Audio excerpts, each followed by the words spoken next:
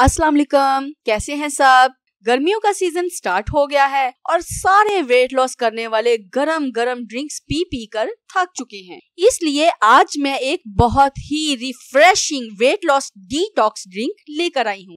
बहुत आसान है। इसके लिए आपने 1 ग्लास सादा पानी लेना है और इसके अंदर 2 चम्मच चिया सीड या तुखमलंगा, जो कि मैंने पहले से भिगो कर रखे हुए थे, ऐड कर देंगे।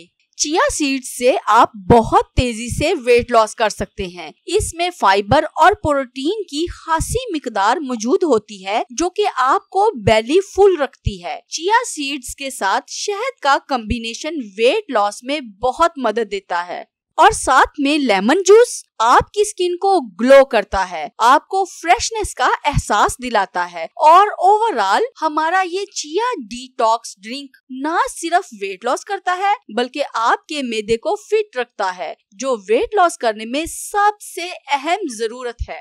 ये वेट लॉस ड्रिंक दिन में 1 बार किसी भी टाइम पिए, आपको खुद भी पता नहीं चलेगा और आपका वजन तेजी से कम हो जाएगा।